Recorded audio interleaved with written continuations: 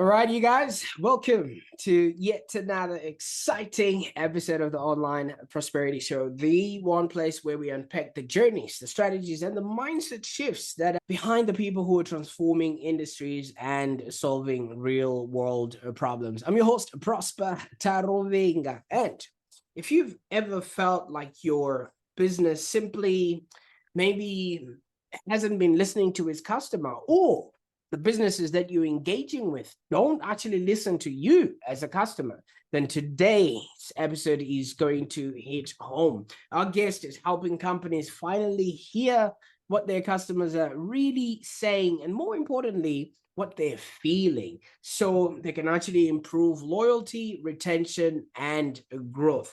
So if you, in case this is the first time you are on the show, this is the number one place to discover all these exclusive insights from leaders who are changing the way business works. And I think today's conversation is no exception. So before we begin, make sure you're subscribed to whatever platform where you're watching or listening to this on, so you do not miss out on this powerful conversation.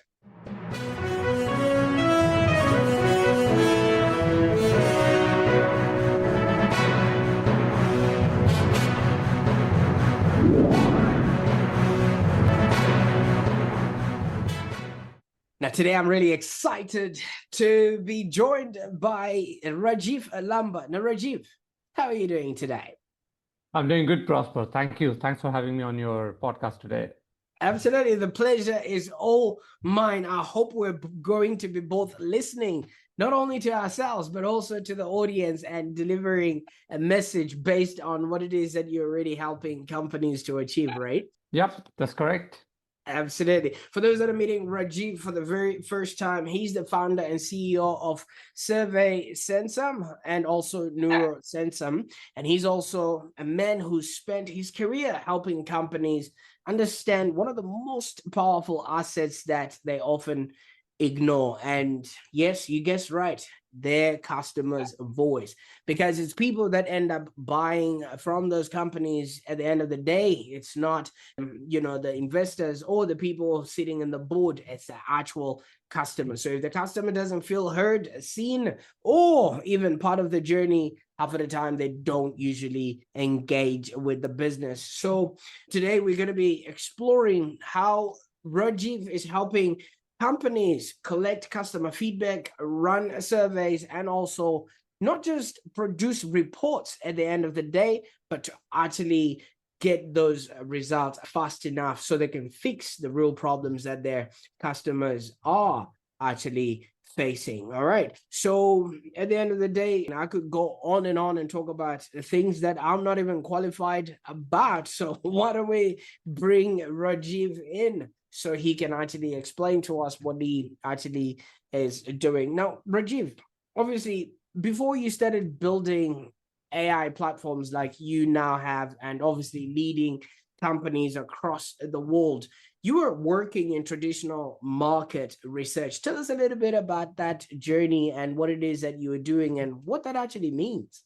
So I started my career in consumer research. That was in 2004. And I did that from 2004 till 2017, which was for 13 years. The industry that I've been is called market research industry.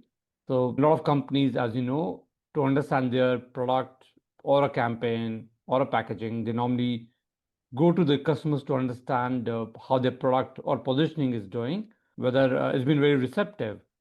So previously what I was doing was very traditional consumer research, that I speak to you, you tell me what you think about my product or a positioning or a campaign or a pack. Based on that, I tweak or I give insights to the clients and they do the tweakings. But the way it used to happen, that either it was a telephonic interviews or a face-to-face discussions or an online survey. And then as consultant, I used to interpret that data for our enterprises or for our clients, and it used to get presented to the marketing team.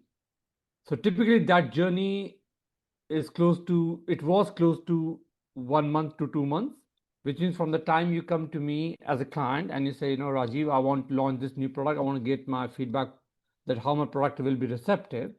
A lot of enterprises, they do this consumer research. They have a department called Marketing Insights Department, and they spend a lot of money on this. But typically that cycle was around 8 weeks. And I used to do till 2017. Spend time looking at the data, working with our data collection team, developing questionnaires, crunching numbers, presenting the insights to the clients. Yeah, so that was till 2017 before I started the company called SurveySensum. Absolutely. And thank you so much for taking us on that journey. But what got you involved in market research? When kids are growing up, some people want to be a doctor, a lawyer, an engineer, but market research is not one of those things that kids can jump onto immediately. How did you get involved? So I did my MBA in 2002. So in my MBA, I majored in finance as well as in marketing. So in marketing, there was a particular course called marketing research. And it really fascinated me because, I came to know that a lot of marketers, they need these insights to tweak their campaigns or pack or product. And there are a lot of use cases that we solved during that time. And that really got me fascinated towards this industry. And I felt that and people used to call at that time the data is the new oil. So at that time, it really fascinated me that this industry is really going to grow. People normally talk about doctor, engineers. At that time in 2002, right? It was in India, if you used to ask people what do you want to be, so they say, I want to be a doctor, I want to be an engineer. Nobody used to say, I want to be a market researcher. And once you do a MBA course, then people used to say, okay, I want to be in sales, I want to be in marketing. But again, very few people say, I want to be in marketing research. But because there's so much number crunching, and thankfully, I was always good with number crunching. And there's so many use cases that I went through during my college tenure, and the field really fascinated me. And how the insights can be used by companies to tweak their campaigns, to tweak the number of things that they do. It was very fascinating to understand. And that's how I got into this particular field. Absolutely. But I've never really understood, or I don't know the word I'm trying to think of here, but really taken seriously market research, because I've been in some market research where they tell you, okay, come here, you spend an hour, we'll give you $100 and tell us what you think about this product. I will just give them whatever answer it is because I'm getting paid. Rajiv, was that maybe the reason why companies were not acting on this information, because they knew that this is something that people would just say because they're being paid to give a positive or a negative opinion? That's correct. So see, it's not that every company uses market research. It still is a very underdeveloped field, which means, but it's growing very, very fast. So if you look at the CAGR, it's growing really fast. Traditionally, what people, they took a lot of decision based on the gut. So, it's like you create a new product, you create a new pack, you create a new campaign, you ask your employees, you discuss in the board, you say, oh, I love it. And people used to kind of launch that, right? And the issue with a lot of this launching, that you go with the distribution, you get into production, you create ultimately a product or a concept or a campaign, it doesn't do well, and all of that money got wasted because the decision did not come from consumer, it came from your own gut. And I'll say still, if you look around the world, if I look at SMBs or mid-market or enterprises, only 10% of them they do market research. 90% of them are still on a gut basis. That has improved over a period of time because people have understood that if you have a customer voice before you act on anything within the enterprise, that really reduce your risk because you are getting to know from customers what exactly they feel, what exactly they want, and then you create a product out of it. For example, the thing that you mentioned, right, which is incentivizing consumers for participation. That can be focus groups, that can be a quantitative data, that can be a qualitative focus group, like having a discussion with consumers. There's a very interesting concept that I read somewhere else, how it was formed. Yep. In one of these discussions, somebody mentioned that I don't want to go to a bank and stand in the queue to take out my money. I wish I can have a machine where I can just put my hand and the money comes out. So that beautiful insight was taken by somebody and the ATM got formed, right? So these are the other beautiful insights that we don't know as consumers, but these enterprises, when they have these conversations through us with consumers, they ultimately come up with these innovations, right? And those innovations, what you see around you, a lot of those innovations are backed by gut feel, but it's also backed by a lot of consumer insights. A product, when you look at the most beautiful products in the world, be it iPhone, you see how the tweakings are happening. Of course, there's a brain behind, which is the engineering brain, marketing brain, the entire team's brain. But before anything goes out, in these large enterprises, everything has been tested with consumers first. Absolutely, because they're the ones that the ultimate purchaser of the product.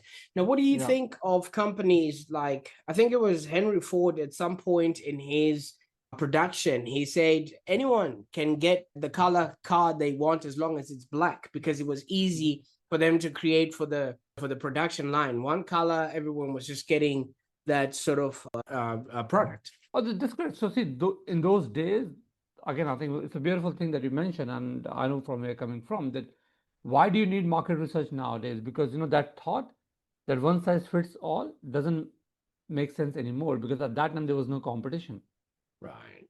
Right? So whatever I produce, because the supply and demand equation, whatever I produce, you will buy that, because there's no alternative to it.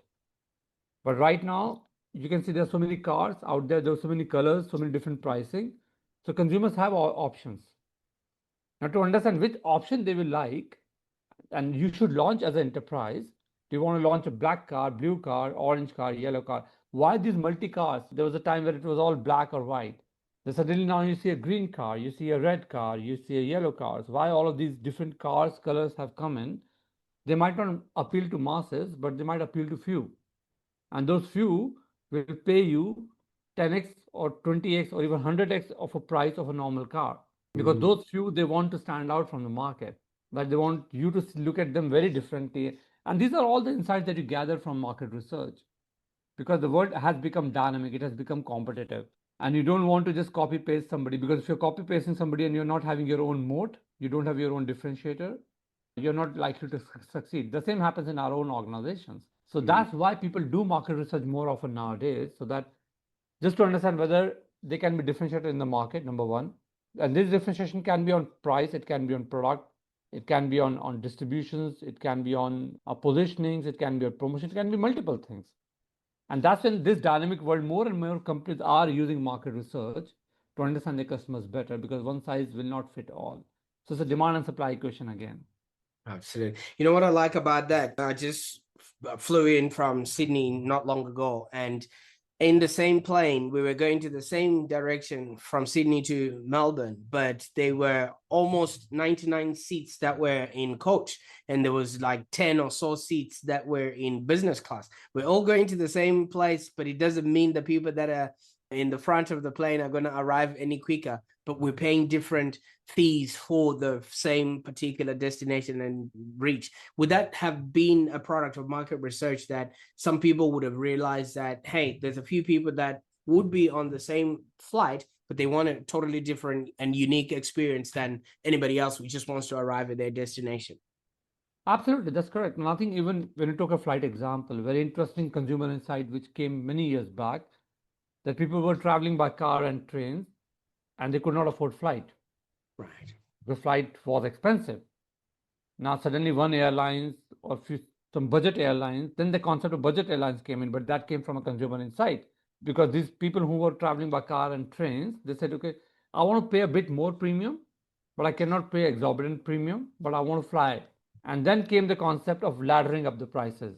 You just want to have a seat with only 7 kg handbag, I'm going to give you a very cheap ticket. But then if you want to have a chicken bag, then you have to pay a bit more. You want to have a meal, you have to pay a bit more.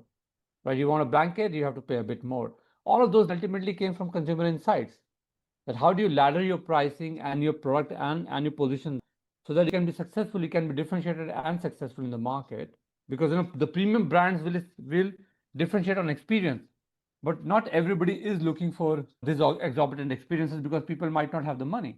But because sometimes people just look at the functional benefits, that I want to go from A to B in a span of an hour. I cannot drive for 12 hours, right? Possibly this is a small functional benefit. Of course, there's an emotional angle to it, but not everybody is looking for experiences of a beautiful blankets and nice And smelling slippers. blankets and a business class, right? But this all came from the consumer insight. We as consumers, we don't know how companies they form these strategies, but the example that we talked about, right? Why these multicolor cars, the example of multicolor cars, these budget airlines laddering up prices, all of these things ultimately came from a consumer insight. When you look at a particular pricing, why it is 1999, or why it is 1001, why is 999, all of those are very psychological things which gets tested in a lab or in a setting before it gets launched. Now, this now explains and validates why science and marketing, you've brought them together and you've created all of this, because that is the background that you absolutely came into, because there's a scientific approach to all of this. It's not just about, like you say, gut feel, but you're actually putting it together. Now, Yeah, when I think yeah, sorry. I think one more beautiful example I want to give you, which we don't realize as a consumer. So there's a biscuit brand in India. It's called Parle-G. yeah, Parle-G. Okay, that brand stood at 5 rupees in India. 5 rupees, basically, if you think about it, is approximately 10 cents. Not even 10 cents, around 0.08 cent. So less than 10 cents. So that price is a magical price because there's a coin of 5 rupees in India. So what happened that over a period of time, they didn't want to increase that magical price. They kept on reducing the packaging size. So the quantity within a pack keeps on decreasing. Sometimes we don't know that as a consumer, right? The yes. quantity decreases, but the magic price point stays. And that happens in many other products also. So sometimes when you buy a cup of ice cream, you might say, oh, why the price is still same? It's been, 5 years, but you don't notice that packaging, which was 21 gram, then 20 gram, then 19 gram, then 18 gram is written, but the quantity is going down, but that magical price point stays. Again, that comes a lot from the pricing exercises that people they do with consumers before things they get priced and launched.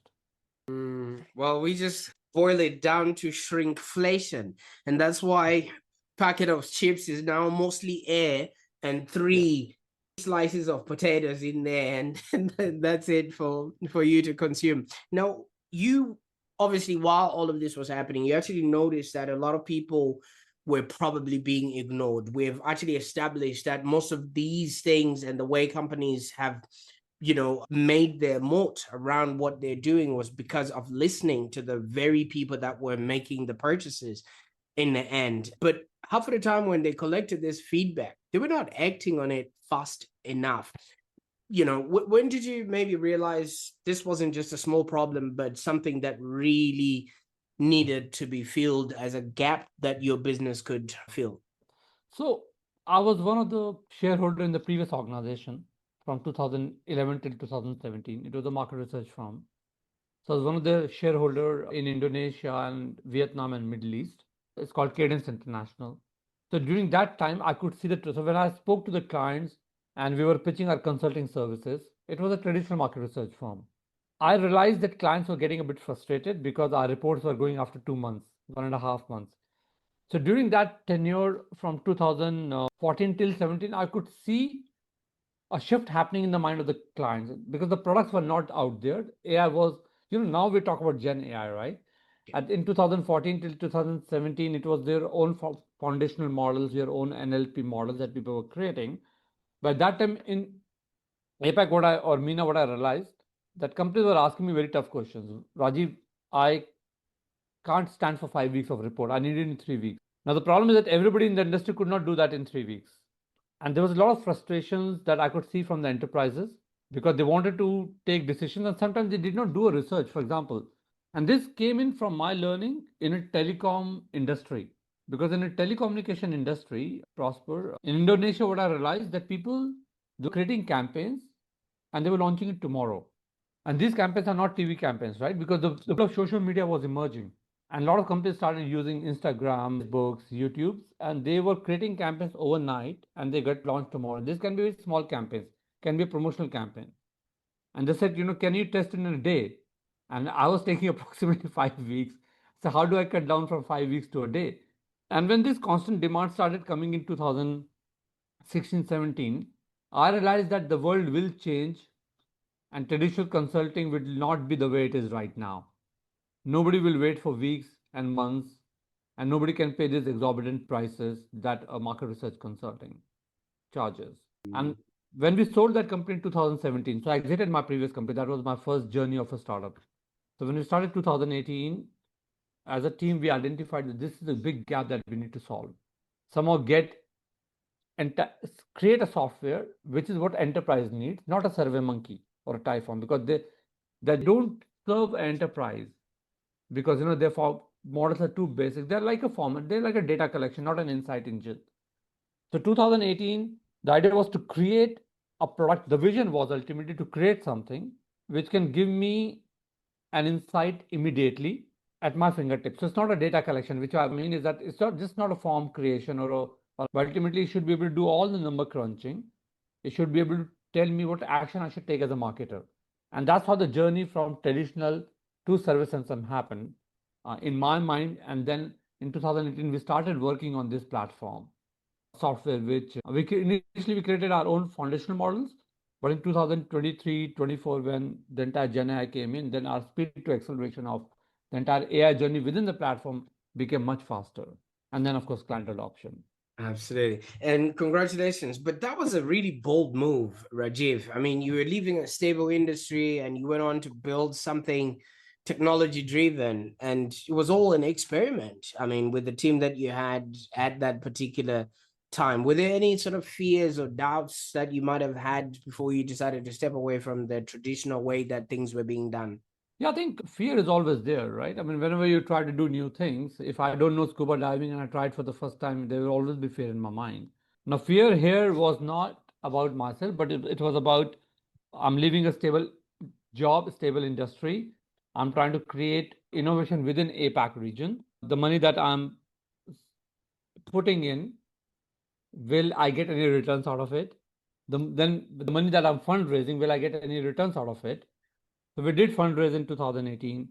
So when I went to the market to meet clients as well as to meet investors, of course, initially, if you have not eaten pizza, Prosper, if I ask you to eat pizza and you have been used to breads or a rice, and if I used to so much rice in the last 40 years of your life, suddenly I'll tell you, oh, there's a beautiful pizzas and mushroom toppings, other toppings. I say, oh yeah, it looks beautiful. It sounds nice, sounds good, but not everybody can eat and digest it. So those were 2018 days, right? Where I have to be on the game. I have to kind of trust in our product and our ability to transform. Initially, there were not many takers because the enterprises did not believe it. Because see, what happened that everybody wants to be served in APAC at least because the is not that expensive, right? The cost of doing something is not expensive because if you compare from a developed nation like Australia, you based in Australia, so there's a big salary difference between Australia to rest of the like India or Southeast Asia. So in this part of the world, like Southeast Asia or India, people are still a lot of enterprises. They still want to do it. It's like a DI. We call it as a DIFM. Do it for me, which means I tell you and you do it for me, versus me doing it myself. So if you give me a software and that software is complicated, I'll try it, but I will not adopt it because I have to do it myself. And I don't want to learn new things. And this, so you have to make a user experience very easy. Because any software, like there's some softwares from US which we compete with, and their user experience is very complicated. And that's why they're beautiful softwares, very good softwares in a similar space. But in APAC, the adoption is not that good because those are complicated to use as a DIY. And that was one of the key things for me. The challenge was not about creating a product, but creating a product which is so simple to use, like an iPhone, right? What Steve Jobs did with iPhone, even a 3 years kid can use an iPhone. It's so intuitive.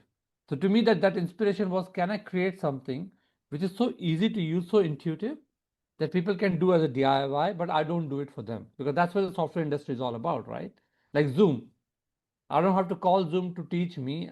It should be so easy that I should be able to do it as a DIY. Yeah, so that was one of the key thing to me. That was a struggle. Apart from the fear that you talked about, Prosper. Fear whether I will succeed. You always start judging yourself, right? No matter how successful you are in your life, that fear is always there, which is your self-doubt, whether people will pick it, what will happen, my startup will close down, so on and so forth. That is one fear. Second is the fear of the adoption, that even I've created something, whether people will adopt it. Am I creating something which is very user friendly or not? So those are the couple of fears that I had when I started in 2018. Absolutely. You see, you're talking about an era that we all went into. I remember at a time when I was about 11 or so, my dad bought a 3 CD changer, a Kenwood 3 CD changer. And we waited until the weekend because on the weekend we had to read the manual. And he was sitting on the couch and I was standing and then he says, "Is there a button like this? Press it." So the using technology back in the time was so big for a lot of people, and yeah, you're right, it would be difficult for people to adopt certain technologies. But these days You just plug something in and it automatically connects. And I think that's where you have brought these sort of technologies towards. But this tool, okay, you combine AI, you combine behavioral science, you combine neuroscience, and it sounds incredibly complex already. But I know your philosophy is simplicity. Could you explain how your platform actually really works for somebody who hasn't even or used a utility like yours? Yeah, so I think give me an airlines example in Australia. I'll explain to you how it works. So an airline example, you say? Qantas? Qantas, yeah. Let's talk maybe Qantas, about yeah. Qantas, yeah. For Qantas. So traditionally what happens that if you are in Qantas, Prosper, imagine, traditionally what will happen, you're a marketer in Qantas, or you are a customer experience, let's call it customer experience head. You're a customer experience head in Qantas. You want to get a feedback about your airline across different touch points or a journey. I'll in an easy language, which means the moment you buy a ticket, somebody buys a ticket, you want to understand what is the experience of buying that ticket on the website, right? If somebody is using Qantas app, you in Qantas want to understand what is the customer experience. Are they happy? They're not happy. And the moment somebody lands in Qantas, you want to understand what is the experience, flight experience. Imagine these are different touch points and different surveys, right from a booking to a land. And then the baggage collection. You want to understand how a customer felt about it, because you want to close the gap. You want to understand your customer better so that you can give them better service and a good product, right? And that's what you want to understand in Qantas as a customer experience person. So traditionally, what you used to do, or what Qantas was doing, was to hire traditional consulting companies or market research companies, and used to either ask them, and these traditional consulting companies either will take Qantas data, and the moment you land, after 3 days, they will call you. But the moment you land, somebody will be waiting at the airport, that you go out of the airport and somebody will ask you, or which flight you traveled. Oh, I traveled from Qantas, I traveled from Emirates. If they travel from, they will ask you in a traditional way, right? That is a very intrusive method, because somebody is either calling you in a traditional world or somebody is intercepting you. That is very frustrating, very time consuming, very expensive. Now, what our platform does, in very simplistic word, you can create your questionnaires using AI. Just give a prompt that I want to understand my flight experience. You just give a prompt, a questionnaire will come. Okay, and then you upload the database or you do your API connection, which is just to send us feedback form on a WhatsApp, which means the moment a customer lands, a feedback form goes to you on a WhatsApp. The moment you give your feedback, nobody's calling you, it comes to you on a WhatsApp or SMS. The moment you fill that feedback, all that information comes live to Qantas team in a form of a dashboard that you can read in Qantas. But if you don't know how to interpret the data, you can again give a prompt. Tell me the top 3 action points. It will tell you the top 3 action points to be taken, which means you don't have to go to a consulting company anymore to ask these questions. You can sit on a screen, you can give a prompt, the questionnaire will come. You can give a prompt, a data collection will happen, which is somebody sending you a survey on a WhatsApp. All the information will come live to you. You can look at the screens. You can understand what consumers are talking about. Is my flight experience good or bad? Why it was bad might be because the air hostess was a bit rude, or possibly because there was no wine being served, or because they didn't have a Diet Coke. All of those reasons will come through. But you don't have to wait for weeks and months, because everything is completely AI enabled. It's an AI questionnaire to an AI data collection to an AI insights. And that's what the platform does in summary to our enterprise, which is the insights at the fingertips. You don't have to wait for weeks and months, and you don't have to spend, if you're spending $20,000 with a research company, with this you can just do in $3,000 or $4,000, but real time on your fingertips. Absolutely. Because now, from what you said, you had a client that made you realize that this was important because they were running campaigns on social media, and social media is sort of instant feedback. And so, from what I'm understanding, people or companies don't necessarily need more data. They just need clarity on what to fix tomorrow, right? So that tomorrow, when they open the doors, they already have incorporated whatever the customers were complaining about last night, because people were watching that on social media. Absolutely, because at the end of the day, because there's so much digital media nowadays, what you don't want to do, you want to understand your customers real time, and Prosper, it becomes important because if somebody had a bad experience and somebody did not like something, they can go and write about you. Right. And that thing can go viral. And if you have not heard them before that and you have not fixed it, then somebody writing about you or somebody tweeting about you, or somebody writing on Instagram, that can go viral and it can create a lot of negativity about you. And not many brands can survive without listening to their customers. So the people were still listening in the traditional world, but that listening was happening after 8 weeks. Very rare view mirror. Now the listening is live and action is live. Because if you land and you say, this was a bad feedback, immediately somebody will call you from Qantas. Right. Or somebody will reach out to you and say, sir, what happened? Why you have given a bad feedback to us? And they might give you coupons and they might apologize. They might give you some points in the future, there's some discounts in the future. That was just to ensure that they can develop their customer experience before you go and tweet about them and write anything about it. And that works in every industry, be it consumer goods or a retail or a banking or a telco or telecommunication or retail.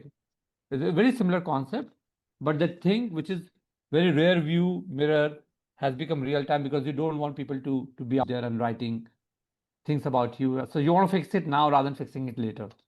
And for those that are watching right now, I know all of this is interesting, but I want you to think about the last time you gave feedback to a company. Did they actually listen to you and act on it, or did you just feel like your message was part of a number or just disappeared in some black hole? I want you to drop listen in the comments if you've ever felt like companies maybe just collect feedback but never act on it, because I think this is what today's episode is, working towards fixing. And so many people usually make these complaints and they end up on a phone tree. Your call is important to us, but you can wait until we can figure it out. And I think not a lot of people like being asked to sort of work.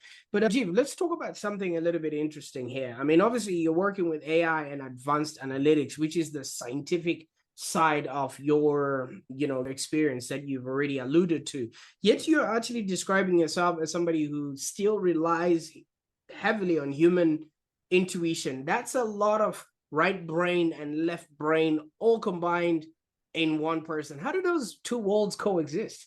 I think they coexist because I believe, people nowadays talk about AI replacing everything, right? I will replace all humans, every industry. See, I personally believe that will take a lot of time. Okay, for example, just creating an AI-enabled software without having a client servicing manager will not work. No matter how good intuitive videos I can create, because in our part of the world, the workflows, we call them as workflows, simple, in very simple logic, there are multiple elements from a question development to an insight engine, right? I can create videos, I can circulate to you, I can ask you to do a DIY.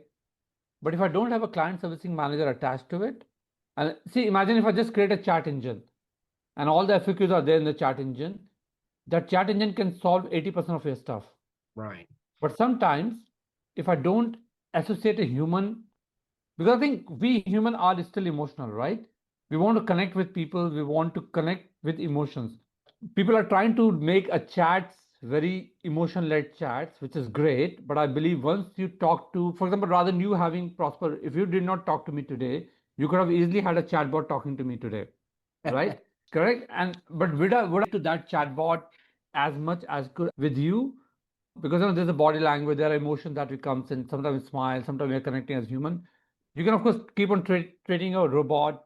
I might find it fascinating to some extent, but I believe a human requires a human connection, right? A touch and a feel or a discussion that you have and the entire body language and emotion that you feel. I believe AI can replace to some extent but can't replace it fully, which means I can give you software, but if I have CSM, we call it client servicing manager attached to it, and that once that client servicing manager explains to you, talks to you like the way we are having that conversation today, takes you through the demo, solves your pain point, listen to you, you feel better as a person. So to me, AI plus a human-led approach is what is a go-to market, better strategy. I know that VCs or investors, they only love AI approaches. Yeah. Right, because that's more scalable. You are cutting out the humans, you're reducing your costs, efficiencies, better profitabilities. All of that is understandable. Is that possible to a large extent? Not now, possibly 5 years down the line, it can be possible. But once you, I believe, have a human touch, you just give a very different dimension to the entire service that is selling, right? Like the example that I gave. So if it's a bad experience, somebody calls you up and, sir, I'll fix, versus a bot talking to you, you feel very frustrated talking to a bot. Still, you feel very frustrated talking to a bot. Because sometimes bot might understand, might not. The moment somebody is calling you, know that it's a bot, it's a human. The moment human talks, you can express more, you can express frustrations, deep emotions, right? To a bot, after 2 or 3 conversations, say, oh shit, it's a bot. Let's put it down. No matter how much training you do with the bot, with all the FAQs, because human can still add a lot of emotions and feeling element, which I think you can't get in a bot. Bot, I believe, still is very transactional right now. That deep emotion, that deep connect. I think that's where I think for us, our software plus the human combination works beautifully. Be it sales, be it client servicing manager, somebody who's selling and meeting you. I mean, if I want to meet you, I cannot send my robot and say, go meet Prosper and pitch to him, right? So I can't take my robot and the robot is traveling to you and you're meeting a robot and asking. Will meet my robot then. Is that possible? Possible is possible, but I think once my feel is that human connect in a sales or in a client servicing manager from external world, when I serve my enterprise, it becomes very, very important. Now, Rajiv, I think in 1968, if I'm not mistaken, I'll look it up later on, where they did what's called the smoky room experiment. There was 2 scientists, Latani and Dali, I think, if I got the names correct, where they actually did what was called the bystander effect, where so many people don't say or don't speak up because the people around them haven't done the same. So smoke, they were all sitting in a room and smoke started coming from under the table, and I mean from under the door, and a lot of people, just the people that were in the room, most of them were actors, and there was one person that was a legitimate person, and everybody else just continued what they were doing up until the room was actually filled with smoke. Had that been a fire, that whole room would have been, they wouldn't have been able to escape in time. So some people might argue and say, we don't believe customer surveys because they're outdated and sort of unreliable. Yes, you might be adding a lot of AI on top there because they think customers say one thing, but they behave differently. But what do you maybe say to somebody who doubts the value of customer feedback?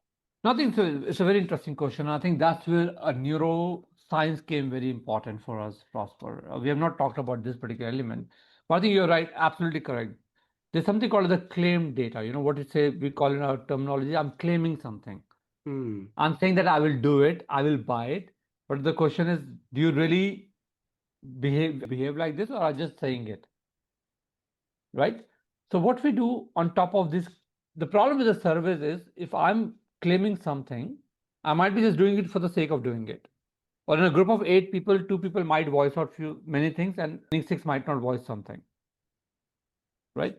Now, to do that, what we do, there is a neuroscience element. So there's something called I assume you have possibly seen this book, Think Fast, Think Slow, which talks about system 1 and system 2. So system 1 is all about your subconscious thinking. System 2 is all about your conscious thinking. So when you give a survey response, that's the system 2 thinking, which is acclaimed information.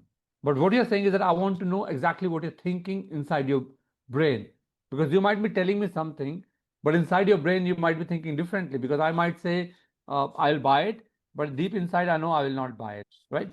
Now, to unearth that subconscious, what we normally do in our research methodologies, the subconscious part of the brain. And how that happens? When you and me are having discussion, I'll take your permission. If I show a campaign, I'll take your permission to give me permission to show your web camera. And the moment you're looking at that campaign, the software is reading your facial expressions. It's also reading your eye tracking movement. That basically will tell me what is happening at your subconscious level. If something is appealing you, if something is exciting you, or are you just telling me for the sake of telling me? Okay. So that's what is called as combining neuroscience on top of the claimed behavior data. Other way that we normally do with the client is that we invite them into a lab, put a small headband, and then you read brain signals. Like the way a neurologist does it, a neuroscientist does it in a very similar way. Now that's is as advanced science that we use if client wants to understand the deep psychology or deep connection that a stimulus creating for a I have shown you a product, or if you drink a tea, I want to know whether that tea, how it is seeing you. I'll put a small device and I'll read those brain signals and decode that into whether it's creating engagement for you, it's creating excitement, or is it creating boredom. I'll give you a very traditional example on this very interesting thing that you mentioned. If I show you a very simple, say, a home food campaign where a wife and a husband are cooking, right? They're cooking, let's assume a ketchup, right? They're cooking and they're putting a bit of ketchup and everybody is enjoying it. And the food is yummy, it's tasty. Wife and husband are in the kitchen along with the kids. They're cooking it, they're serving, they added a bit of ketchup, everybody loves it. If I ask you how you feel, how you like this campaign, you might say, oh, it's interesting, I love it. Will you buy this tomato ketchup brand because of this? You'll say yes. But if I see your brain signals, then I will understand most of this campaign might be boring for you. You know why it could have been boring? Because it's not uniquely executed. You have already, your brain is already playing that campaign. You've seen this campaign 1,000 times in your life, correct? Right. You've seen 1,000 times in your life, and you've seen it a very similar way. Sometimes a wife was cooking, now the husband is joining, it's been cooked, served on the plate, family is loving it, it's not uniquely executed. So if I don't add differentiating elements to it, that's what the job of the creative agencies are, or creatives are, right? If I just make it very plain vanilla, on the face you will say I like it because there's a family involved in it. You will not say it's not good, but this campaign is not engaging you. If I read your brain signals, it's completely boring, which means it's a dead campaign. Why? Because there was no differentiating element attached to it. And that's the point that we're talking about, where a neuroscience can play a very important role on top of the system to or claim data. I know it's a bit technical, but the idea is to combine what you're saying versus what you are thinking in a subconscious brain. When you combine both these elements together, then you create a beautiful product. You create a beautiful message. Yeah. All right. Now, I don't know if you've got the same, and thank you so much for elaborating on that. I don't know if you've got the same. You see, if you go into Costco here in Melbourne, there's always a sample station. You're given a piece of cheese or a piece of ham or a piece of chili to try, and and they ask you, do you like it? And sometimes you just say yes, but the serving is so small for you to actually make a determination, and also you don't want to say no to the person who's asking you in front of you. So if I'm a founder today and I'm about to build or create a product or service, instead of asking people, do you like it? And just expecting that generic yes, I like it, and then they walk away and they never make a purchase. What's the one question that they should actually ask their customers, but they don't? I think this is the first thing that you should do, like what I mentioned, right? This traditional way of intercepting somebody or asking on the face or calling somebody is, to me, is dead. And it should be dead. Because the moment I'm in front of you, you will give me a very polite answer because you don't want to sound rude to me. Correct? The first part, asking a survey, what we call as non-invasive surveys, which is you've done something, I've got your database, I'll say either send an SMS to you or a WhatsApp to you. You're not in front of me. That's number one. So move away from invasive methodologies. Invasives are I'm calling you, I'm meeting you. Those are invasive methodologies. Move away from an invasive to a non-invasive methodology. Number one. Second, what we also do on top of that, we capture the time of response. Okay, it's called implicit testing in simplistic terms. I'll give you an example of that. So this is again captured when I survey to you, when you fill something. First of all, I'm not calling you, I'm sending it on a WhatsApp to you or a SMS. You click at a form. The moment you click at a form, first of all, it's non-invasive. I'm not invading your privacy. You like it, you fill it. You don't want it, fill it. It's fine. The moment you fill it, the app is capturing your time of response. I'll tell you how enterprises use it. It's very interesting. Imagine this is a Samsung phone, Prosper, and this is iPhone. Let me ask you, if I ask, just tell me yes or no, okay? Is Samsung innovative? Yes, they are innovative, yeah. Is iPhone innovative? They've been the same for a very long time there, but yeah, yeah. So basically, see, my question was yes or no, right? Yes. Now what happened, when I send you a survey or a form, the moment you click at it, in your case, interestingly, in Samsung, you would have clicked yes faster than iPhone. You're clicking at yes at both the things, right? But in your case, possibly with iPhone, you said, yeah, possibly. Of course, this is an interview happening, right? Suppose if I just send a form, I'm not talking to you, and I'm asking you to give a rating. In your case, with Samsung, you might say yes in 2 seconds. With iPhone, you will say yes in 4 seconds. Okay, But don't yes get is me a yes. wrong, I'm iPhone for life, you know? Yeah, yeah. But possibly iPhone for life can be for something else, right? Or let's. I would have asked you this for modernity. You might have said both are modern. But the idea here is to pick the time of response. Because subconsciously, when you respond something, say for when you see a snake coming towards you, what do? You move away, right? Yeah, When yeah. it's a car coming to you, what do? You move away because there's a brain neuron connection which has been built in your brain over a period of time from the time you're born. Somebody taught you that snake equals danger, right? Red cones equals danger. A missile coming nowadays, it is unfortunately that's danger, right? A car coming your way very fast, that's danger. So your brain develops those connections with the you live in. That environment can be your uh, media. Environment can be your cousins, your family members. So that's called time of response. So you don't. So a lot of enterprises nowadays they don't only rely on a rating. You say yes or no. They also rely on the time of response.